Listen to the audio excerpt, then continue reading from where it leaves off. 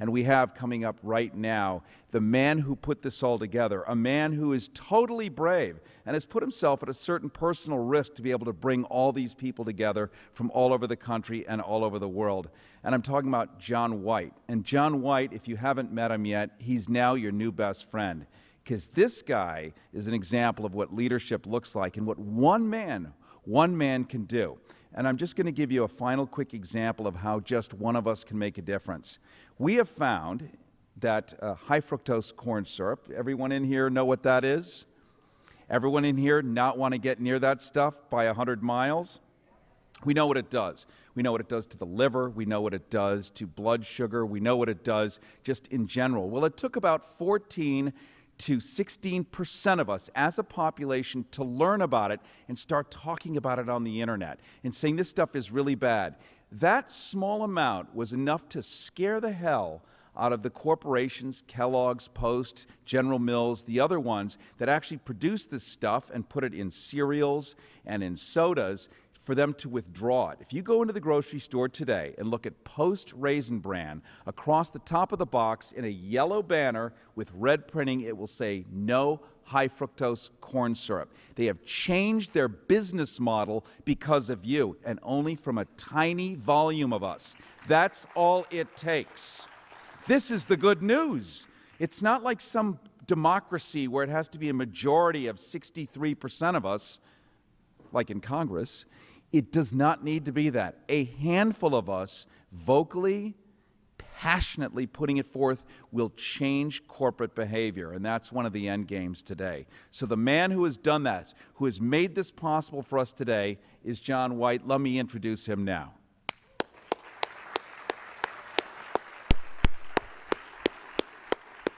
That's you, John.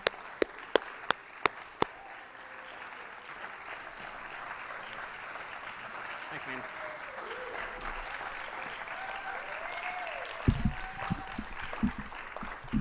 Hey, everybody. I've been so busy, I haven't had a chance to get nervous.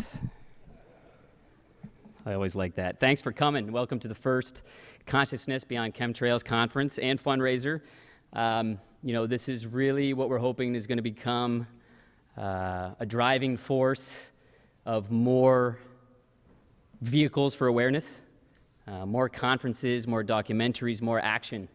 All of you here today in person and all of you here today online are taking action. I'm not sure if Harrison mentioned it, but everybody's watching online. They're going to be able to download all of the content after this event is over. They're going to be able to download every presenter and distribute it throughout their communities and get the word out. So we really want this to be able to go worldwide. It's really an honor to have not just a beautiful LA audience, but also to have an international audience, because this problem is certainly not isolated to Los Angeles. This is a worldwide issue. It's in minimum 29 countries. I'm sure there's many more. So we're able to reach everybody, which I think is excellent. I wanted to just talk for a moment of why I'm here and why I decided to put this event together. It's always through personal experience that we are driven towards action. It's when something really touches us and affects us that we move. It puts us in motion, it puts us in gear. And I was in international textile manufacturing in Southeast Asia, and we were working with heavy metals in the manufacturing process. So what happened was a great deal of the workers on the manufacturing lines would actually suffer from heavy metal toxicity poisoning. The signs and symptoms are ones that you guys may recognize today among the fellow people around you who are not aware of this issue and who are not detoxing. Vertigo, sleeplessness, discoloration, people would get dizzy, they would lose their balance. I mean, it was really pretty telltale signs of heavy metal toxicities.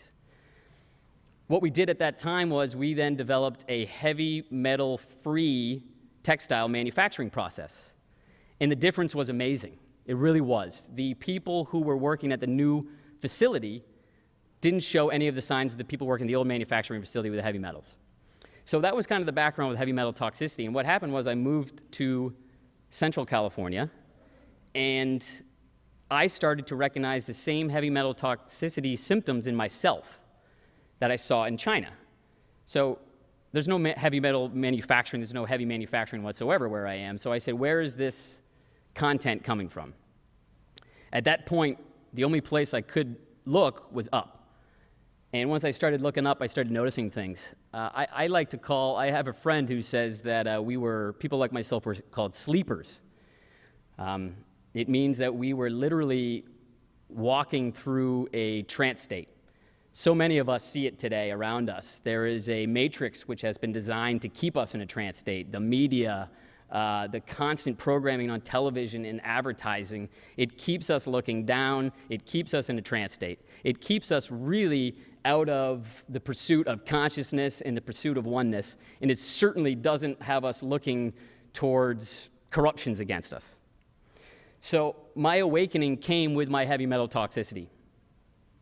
From that, I started looking up.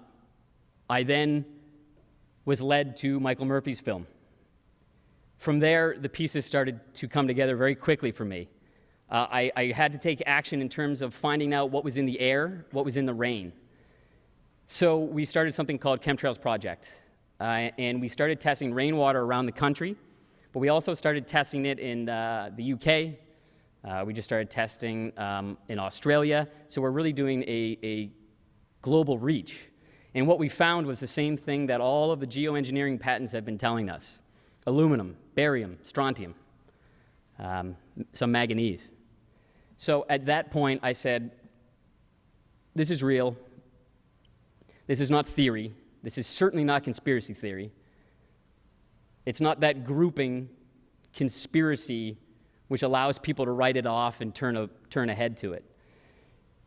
So I took a snapshot of our entire movement, everybody here, everybody who's doing great research, and I said, you know, there's one thing we're really missing, in my opinion, and that was a flagship event, something where we could all meet together, worldwide, online and in person, and compile all of the different data, all of the different research, and review it together.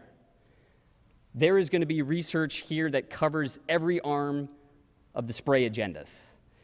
The connection to GMOs, the very obvious connection to GMOs as it relates to food, crops, as it also relates to things like you'll hear about, such as genetically modified trees, plant life. Everything that is living around us is being modified. A synthetic world being built around us, and the driving vehicle for that is geoengineering. We're going to hear about how it relates to transhumanism. We're going to hear about how it relates to weather modification, how it relates to the profitability of more corporations, which of course is always the at least top layer to all of the conspiracies, and all of the tyranny is always profit. We're going to review all of that, and we're going to have a chance to really break it down together. There's going to be some information here, no doubt, that may not resonate with you, because my intent was to cover every single arm of the agenda. So if something doesn't resonate with you, just let it pass. Take what does resonate with you and please further that research. Get the word out in your communities. Just really push that information along.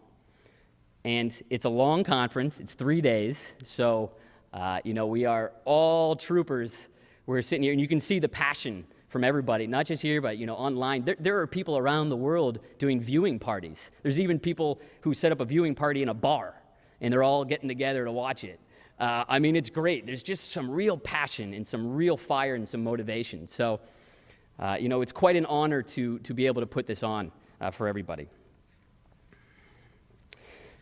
So, I'm hoping that everybody can take away, of course, the awareness.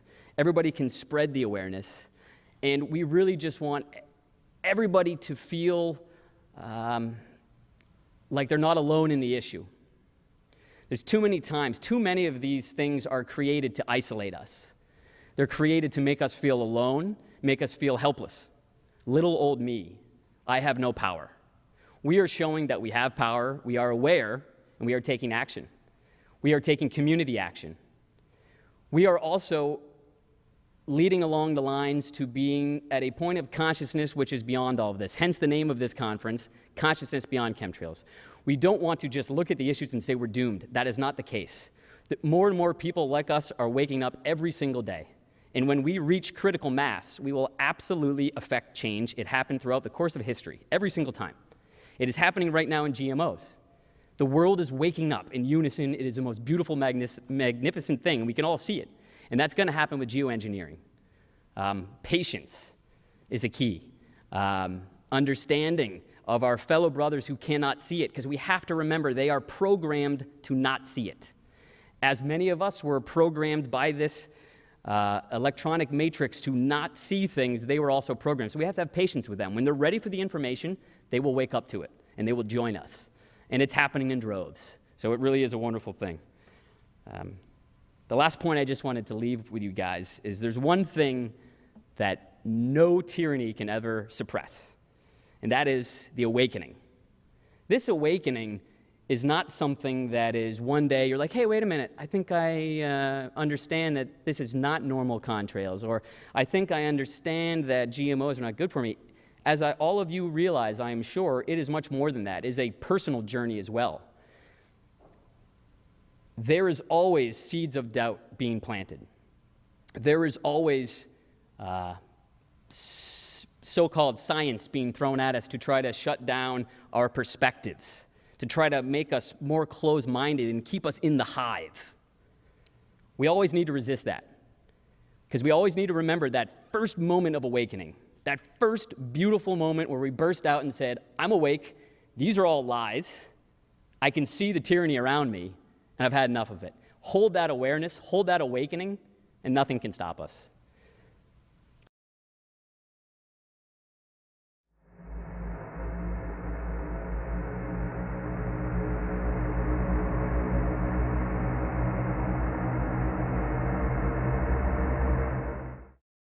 It's all about getting the word out there and allowing people the opportunity to open up and understand exactly what's happening, and then for us all together as the collective that's being so affected by all of this to work on solutions together, and that's what we're all about.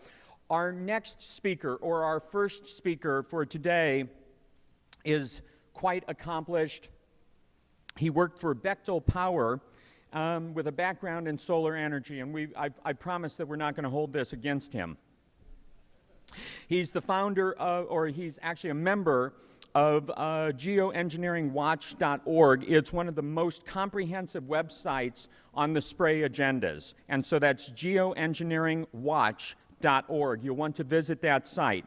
He is certainly one of the most well-researched, reputable faces in the movement. And his title today for his presentation is Geoengineering, Why You Should Care. I'd like you all to give a warm welcome to Dave Wigington. Good morning to all those who managed to get up this time of day for this event. I appreciate that. I think those of you that are here realize the gravity of the situation that we face. The case I'll try to make today is that geoengineering, if one looks at the data that's available, is a very all-encompassing issue, and one that rationally supersedes a long list of other legitimate issues. The totality of implication from geoengineering is difficult to get one's arms around. The effects it's having on the planet today would be impossible to quantify.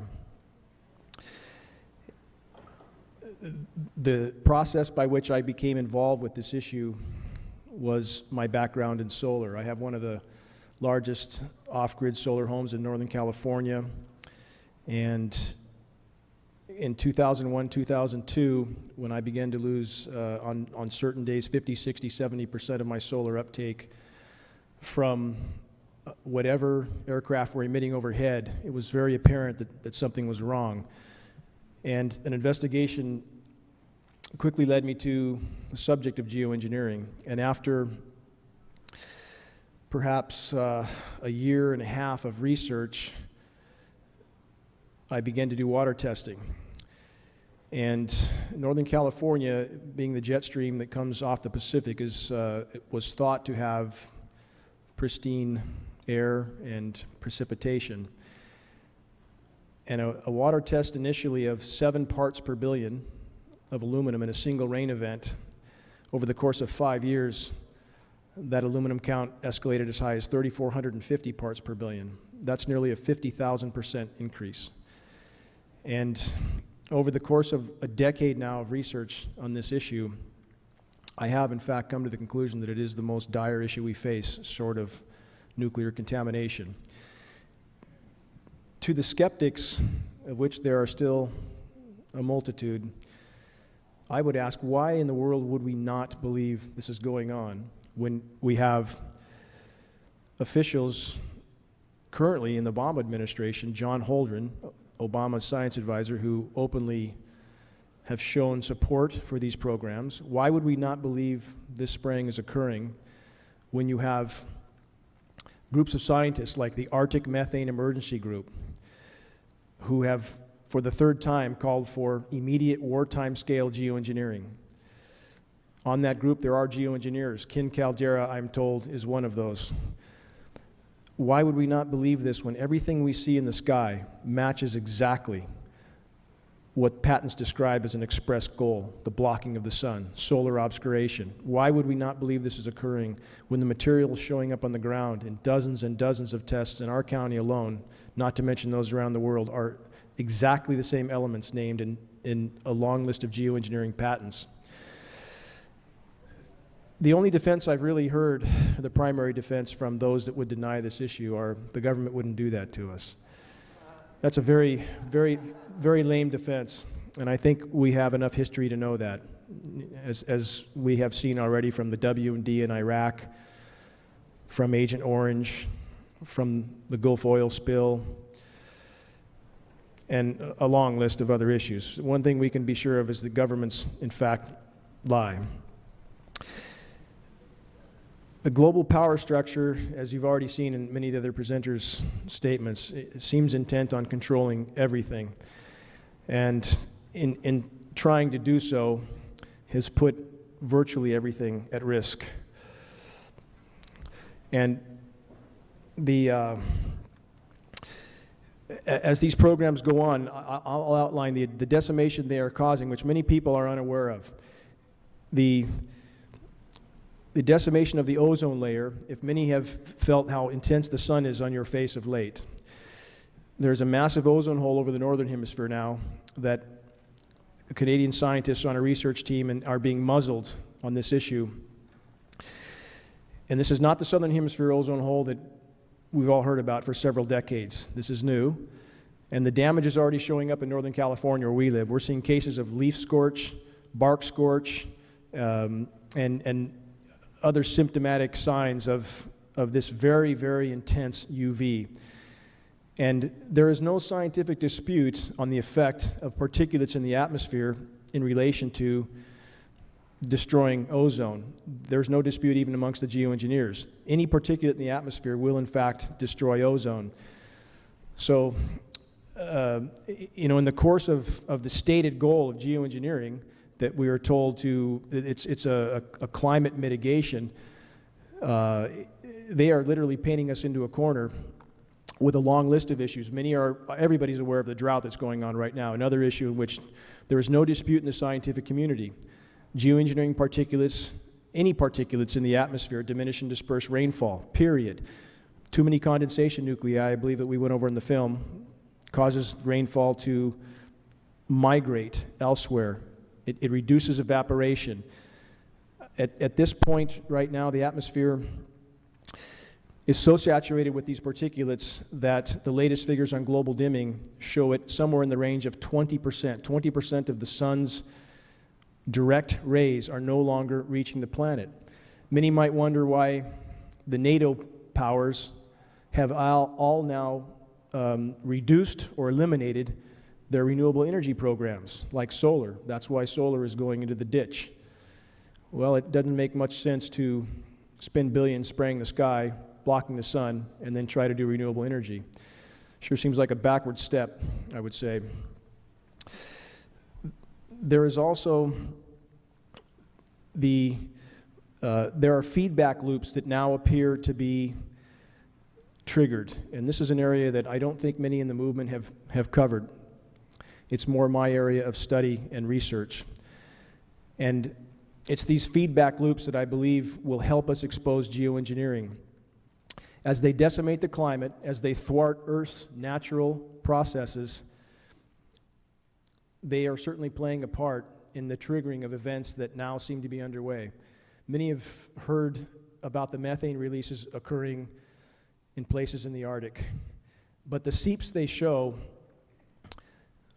are meaningless in comparison to the field that now seems to be releasing in the East Siberian Shelf of the Arctic. And again, if people don't understand what methane is, it's a greenhouse gas that is many times more potent than CO2. And I know we have the argument, many within this movement have made a point of beating the drum that climate change is a hoax. And I think we've alienated many from the academic community by beating that drum. Certainly, whatever the cause, there is no denying that anthropogenic warming is happening. And I'm not here to speak on that issue, but I'm saying if you have jets circling the sky, covering the planet, shredding the ozone layer, killing the boreal forests, that's a human-caused warming event by itself. And so what these guys are doing to the climate, literally, aside from being poisoned, aside from all the effects from the spraying itself, they are potentially triggering other mechanisms on the planet that now have a life of their own, that are now global game-changing events on their own. And this is what needs to be considered, and to not alienate academia and deny a very obvious fact of which we see around the planet right now. The spraying, as has already been alluded to, certainly, although it can create, I believe the data reflects this, it can create temporary and regional cooling effects, certainly, at the cost of a worsened overall warming, because the radiant heat is trapped. And again, as the ozone layer is shredded, more UV intensity penetrates the planet. That heats seawater. The warmer seawater is now releasing methane hydrates from the seafloor, again on the East Siberian Shelf. So the totality of damage being done by geoengineering, again, is difficult to comprehend. As I said, the shredding of the atmosphere, the diminishment of rain, global oxygen content is now plummeting. Many don't realize this. And when you poison the boreal forests, these are northern latitude forests, Siberia, Pacific Northwest, etc. These are the lungs of the planet.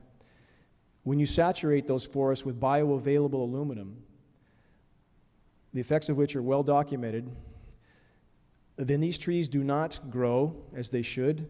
They do not uptake nutrients as they should. They do not emit oxygen as they should. So again, as the title of this talk, Geoengineering, Why You Should Care, because they are thwarting every natural mechanism on the planet. They are thwarting every avenue by which the planet would respond to the damage done to it. And I believe in doing so are making an already dark situation much, much worse. On the methane issue, again, this is an issue that could change our reality in the course of 1 or 2 years, and we're already seeing the effects of that. We've had 50,000 temperature records set in the continental U.S. so far this year, and yet they spray away. They spray away and continuing to trap heat overall in the atmosphere and continuing to damage the ozone layer and thwarting the rainfall. On geoengineeringwatch.org, we have been posting satellite photos of the North Pacific. Many have noticed of late that the overhead spraying is reduced. It's certainly reduced in our area in Northern California. But the satellite imagery shows massive blanket spraying of the North Pacific. And this, in effect, is shutting down the hydrological cycle, which keeps the rain from coming into the continent.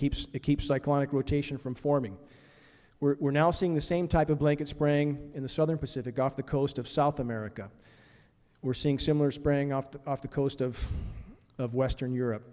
So whatever they're doing differently with the experiment, make no mistake, they have not stopped. They have not stopped. They have not slowed down. In addition to the methane issue, the Arctic ice pack is absolutely, positively coming apart. All the science says so. And again, My talk is not to advocate global warming. It's not to be an Al Gore fan. I'm not. I'm not a carbon credit fan. But I'm simply trying to make the point that the medical industry exists to capitalize off death and suffering. We all agree on that. That doesn't mean death and suffering isn't happening. And whatever the cause of the damage to the planet, I think we can point the finger at this moment squarely at geoengineering. Unless or until it stops, we should blame everything on that for the moment. Although we should all take responsibility for the fact that the decimation of the planet certainly is happening on top of geoengineering. But the Arctic ice pack right now, again, adds to this total equation. I'm trying to paint the picture that if these climate issues are not stopped, if the methane release happens, if the Arctic ice pack is eliminated, that, and all fueled by the spraying on top, as a causal factor here, that if the planet is not allowed to respond, we'll very soon have little to care about. The latest data from Biomass, it's a data logging center on the Arctic ice thickness. It looks as if the Arctic ice pack may break up this year. Many have heard 2100, many have heard 2070, 2050. The latest data suggests this year. And I believe this will help us in the end to expose geoengineering, because as cataclysmic as these climate events are, I believe it will make it very difficult for the powers that be to hide these programs and what they're doing. So if there's a silver lining in these events that are now unfolding, I believe it will be to expose geoengineering. If the ice breaks up, ice pack reflects about 92 to 93% of the sun's incoming rays. That's the albedo of the ice. That's the claim purpose of geoengineering, to reflect the sun's rays. Again, a short-term cooling at the cost of a much worsened overall warming in the end. So as the ice pack breaks up and seawater is exposed, now you have 90+% of the sun's rays absorbed. Again, that heats the seawater, which releases the methane from the seafloor. The temperature change releases this methane, and methane releases in entire fields. The Bermuda Triangle, of which many have heard lots of stories about, the scientific consensus is the Bermuda Triangle is methane release, period. As methane is released from the seafloor, it aerates the water like a bottle of champagne, and ships cannot hold their buoyancy. So this methane release has been going on for a very long time. And again, the reason I'm harping on this methane, no pun intended, that I'm focusing on this methane issue so much is because it's happened twice in the Earth's past. 255 million years ago, into the Permian era, and 55 million years ago, Paleocene, Eocene, both mass extinctions. 70% terrestrial extinction, 94% ocean extinction. So the mechanisms which may have been triggered by the spraying are much broader than people already understand. It's not just poisoning the air we breathe, poisoning the soils we need to grow in, poisoning the waters we need, which is bad enough, certainly, but there are much bigger events that appear now to have been triggered. The species extinction rate today is 1,000 times natural variability. As I stated in the film, that's 100,000% of normal. You don't see our media talking much about this. And this morning, as I make myself watch Fox News and CNN, and just, I make myself view these things to see how idiotic it all is. And this sort of garbage about what the new Happy Meal is, and what Mitt Romney said yesterday about his tax returns, and all the ridiculousness, while the planet is literally in meltdown, while the spraying continues and sucks the noose around our neck with every day that they saturate us with these particulates. I think the public as a whole obviously does not want the truth about many issues, but this truth won't be ignored much longer. The damage we've seen in my area, in the forests, are incredible. As water testing taken by Francis Mangels, a very honorable former U.S. Forest Service biologist in our area, who has historically taken water tests of the tributary streams in what was thought to be a pristine forested area, and measured a decline in aquatic insect life of up to 95% over a decade. This is staggering. Some years back, 2 or 3 years back, I published data on returning salmon in our region that had also amazingly declined 95%. So at what point does this become a crisis that can't be ignored? I think we're very, very near that point. If there were more honorable men like Francis Mangels, this would not be hidden. I personally know people with California Department of Fish and Game, biologists who know of this issue and are extremely alarmed but unwilling to speak out for obvious reasons. I know people with United States Department of Agriculture. I've soil scientists that I've tested soils with in the forest floor, came up with measurements that were 10 to 15 times higher than they were only a few years back. Because we do have solid soil baseline pH studies in our Northern California counties. These scientists also aware of the geoengineering, also unwilling to speak out. 2 months ago, I was at a marine laboratory in the Pacific Coast that has NOAA employees.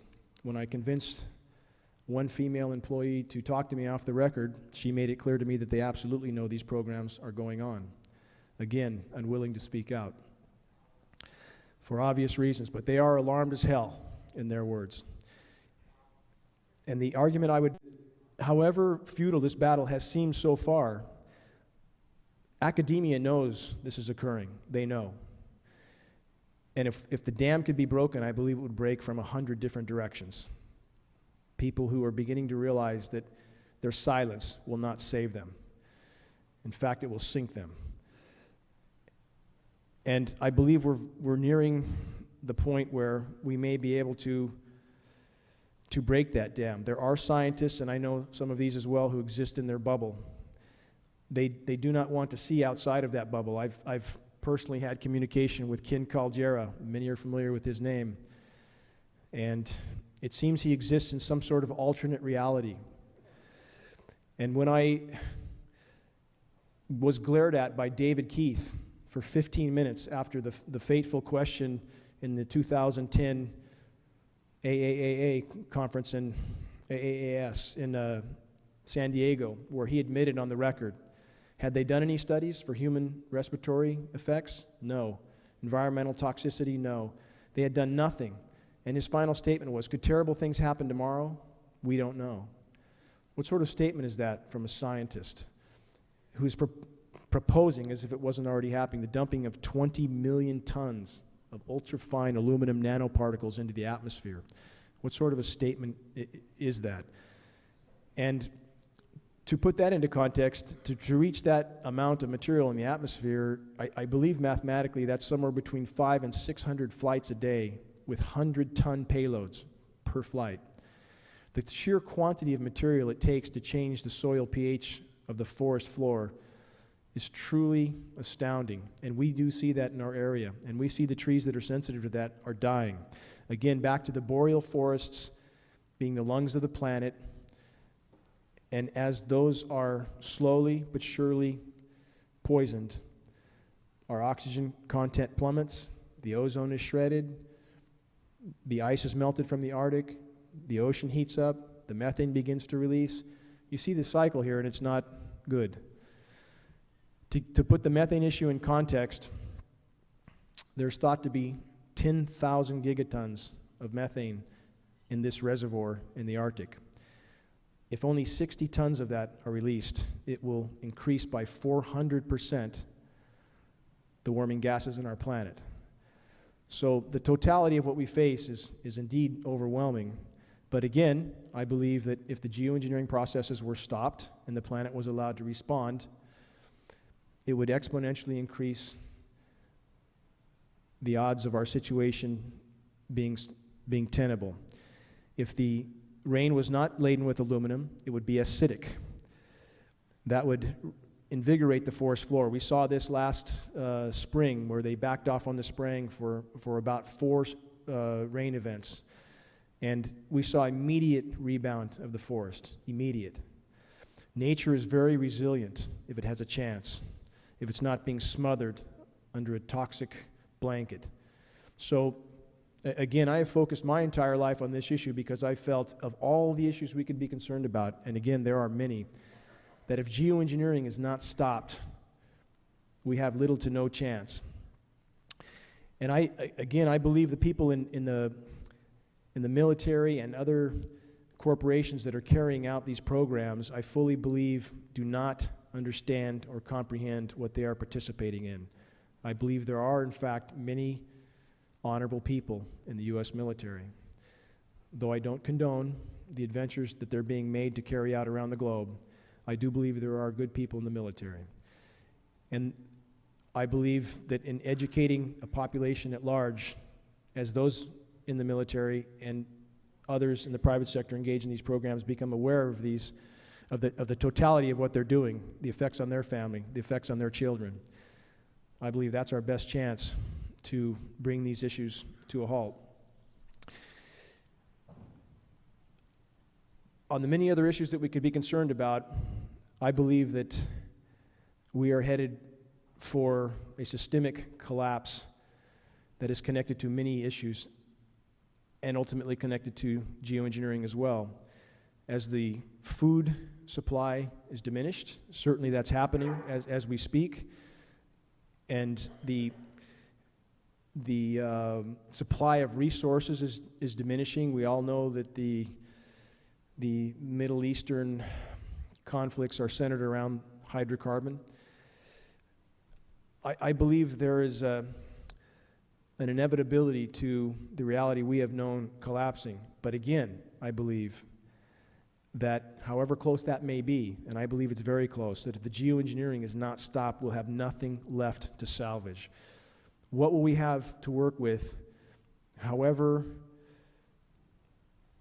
renewable we try to make our lives, if our soils will not produce food, if our waters are so poisoned that life cannot be sustained in them, if every breath we take is laden with these materials that are so harmful to our own health that according to internationally recognized neuroscientist Russell Blaylock,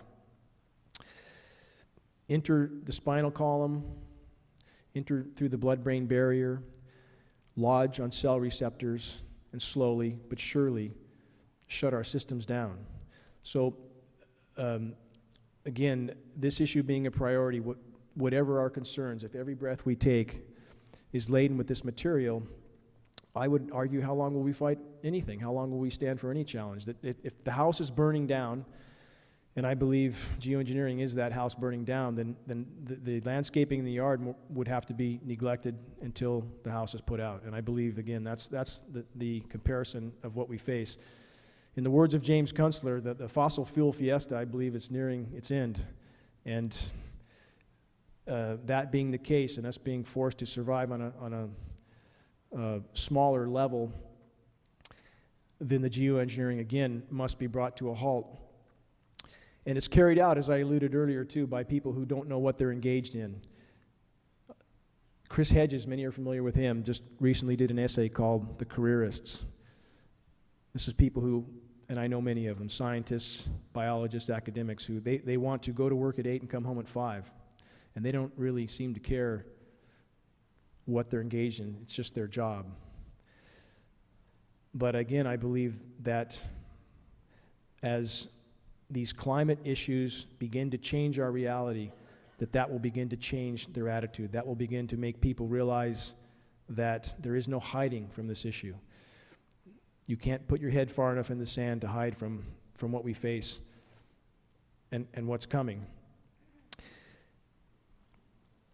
On what we can do, and this is the most important issue of all, because the future we face is dark indeed. That's a simple reality. People don't like to hear that. I did climate lectures before I got onto geoengineering because, again, I absolutely believe the science is crystal clear. Humanity has decimated this planet, period. And again, that does not mean I'm an Al Gore supporter. I am not. But when I got done with those lectures, everybody wanted me to say, if you buy a solar panel and a Prius, everything will be fine. And I simply couldn't say that because it wasn't true. The same is true with this issue, that however dire, and this is the superseding issue now, because anthropogenic warming, I believe, cannot be stopped, and is being in fact fueled by jet engines in this case. And so to focus on the geoengineering and bring that to a halt and allow the planet to respond is our best chance. And the way I believe that we can do that most effectively is to tell others and share credible data, to learn about this issue ourselves. We must educate it ourselves and not quote things that we really don't understand, or share data in a way that other people don't understand or relate to, because this must happen on a grassroots level. I have been in Barbara Boxer's office. I might as well have gone to an outhouse and beat my head on the wall. I've been in high-level EPA meetings in California EPA. One meeting was arranged by a congressional representative that I believe Deborah Whitman arranged, to her credit.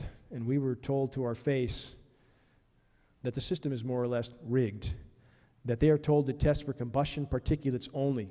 The rest of the sample goes out the window. It's very difficult to find what you're not looking for. California water quality amazingly quit testing for aluminum in 2002. They're not mandated to test again until 2017. This system has been rigged for a very, very long time not to show these issues. The best data we have found, and some of this is posted on geoengineeringwatch.org, they have been at this for some 50 to 60 years. This didn't start in 99. It was simply ramped up in 99. There are scientific studies on Arctic haze containing aluminum particulates going back 50 years. This is not new. Project Popeye in Vietnam, where weather modification was so successful that in 1976 the UN forbid weather manipulation in wartime. I believe that was mentioned earlier in some data. So this has been a very long and thought out process for the powers that be. That's why we see trails in kids' animated films. There's trails in Cars, the animated film Cars, Over the Hedge. This conditioning has been going on for a very long time. There are cloud books that name aerosol clouds as if they're natural. So I believe this is something that the powers that be thought they could carry on, maybe indefinitely, thought they could use to manipulate a population indefinitely without consequence to themselves, but they are wrong. And that's why, again, I bring up the methane issue, the disintegration of the polar caps.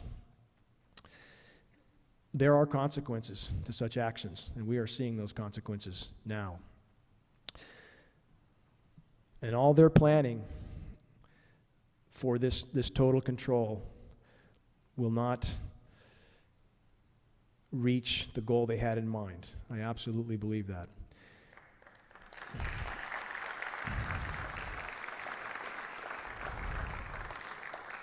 In regard to what we can do, I need to ignore my notes and speak from my heart. In regard to what we can do, there's a math equation that I often use with people to point out how much difference they can make by sharing this with even two people, and maybe those two share with two. If you take a penny at the beginning of a 30-day month and you double that penny every day for 30 days, you have something in the order of 5.5 million. People think my math is wrong when I say that, but add it up, I'm not wrong. And if each person made it their mission to send a flaming arrow, this is my term for locating people, groups, organizations, ADD groups, Alzheimer's groups, autism groups, agricultural groups, the list is very, very long. If people made it a mission from their own home computer to locate these groups and to send them a credible article or two, to send them a site where they can find more data, to express to them the dire urgency of this issue, some of those flaming arrows catch. I've already experienced this with my own efforts, and this is something each and every one of us can do. The film that Michael Murphy made, and he's, by the way, one I feel very honored to call my best friend. I met him because of this issue. I've never met a more selfless and dedicated human being. And I hold him in highest regard. And the difference he has made already cannot be quantified, and I think the big wave is about to come. It's about to come. And I salute his efforts, and this is a common cause. And the difference each of us, again, can make from our own home computer or by mailing tapes out, in this case because he's allowed everybody to make as many copies as they want. The difference that can make cannot be overstated. When we leave here today, Michael and I are going to be at the Sacramento Capitol tomorrow to pass DVDs out to every representative there with a flyer designed specifically for them.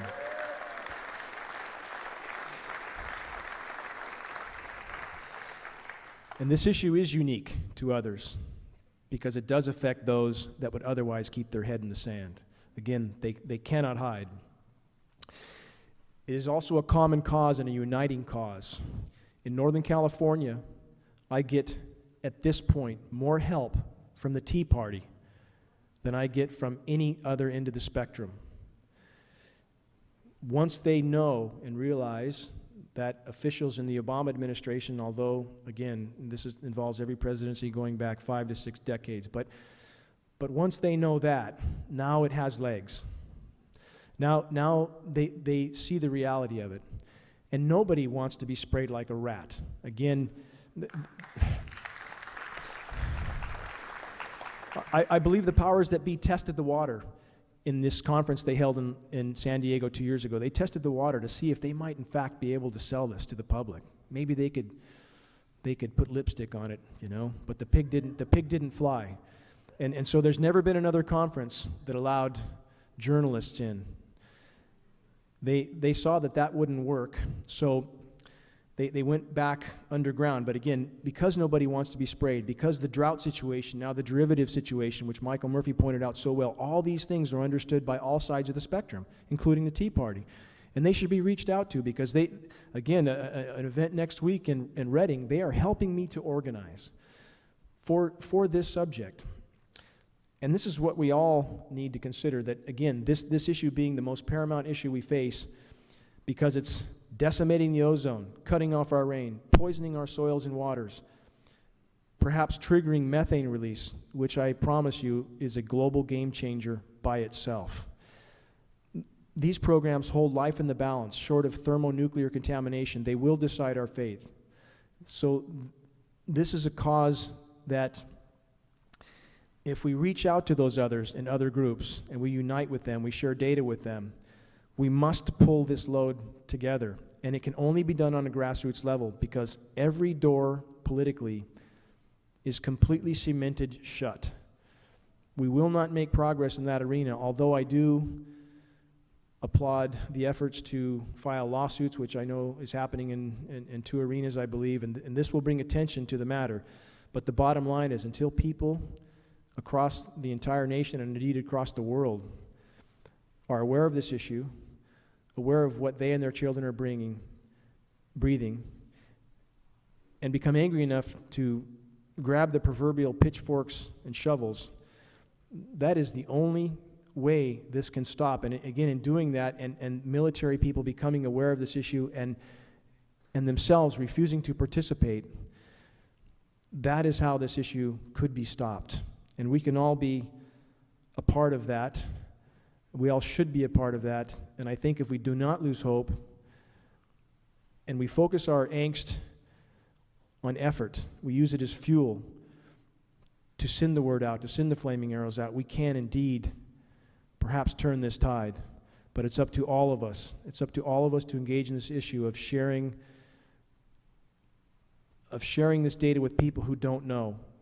We can't just preach to the choir. I believe all of you in here, I would have gone into more technical data, but I believe all of you are quite aware of the lethality of these programs, or you wouldn't be here. So now the goal is to educate those who don't yet know. That is the goal. And I believe I've outlined ways we can do that. If there are questions regarding the methane issues which I brought up and the climate processes that are now underway that are perhaps triggered by this issue, I'd be happy to answer those. Yes. Yes. I'm sorry, we got one here. Yeah, you mentioned Siberia. Are they spraying over that area? Yes. In fact, The question was, are they spraying over Siberia? If you look at a satellite image of the planet today, compare it to a satellite image of the planet perhaps 4 decades ago, it looks like a different planet. There are no open sections of ocean. And again, this is the elephant in the room. Academia certainly knows these programs are going on. The poles have been largely covered for a very long time, as near as we can tell. So yes, they are spraying the hell out of the poles. The whole planet, yes. Yes. When you talk about statistics and the fact that we're being lied to by so many governmental agencies, how do you discern the difference between, like the sites where you're going for statistical analysis of the glaciers, how do you discern that the facts haven't been bent even from, how do you test those sources?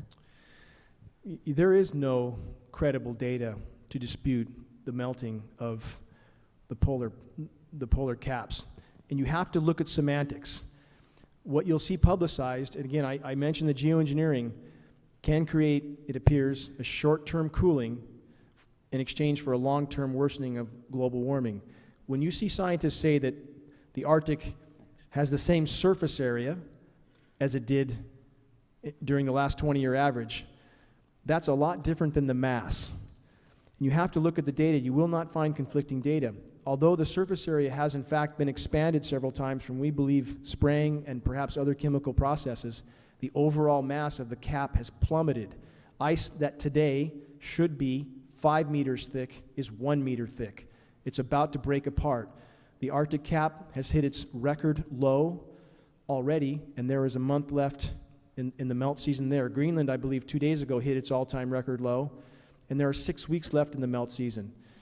The people who have disputed climate change are people paid for by the fossil fuel industry. But I am not here, I do not wish to bring an argument on climate change except in regard to its connection to geoengineering.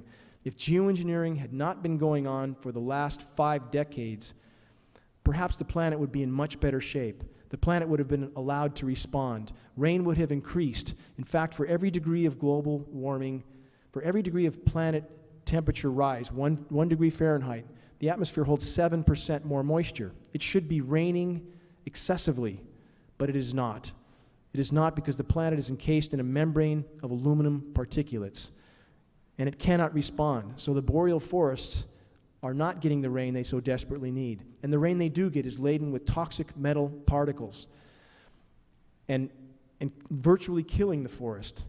So, and the ozone layer is being shredded, which also affects organisms from top to bottom. So again, I am bringing to attention the fact that the planet is in fact in meltdown, period. And that fact won't be hidden much longer. It simply won't be hidden much longer. But I bring that fact up again in relation to geoengineering, that if these programs had not been going on the entire time, if the true gravity of our situation had not been toxically masked at the cost of a much worsened overall situation by these programs, which they have no right to carry out. There's no regulation, no oversight, no consensus. They're simply carried out by those that thinks the atmosphere is a physics lab, which they can use for whatever purpose they want, which it is not.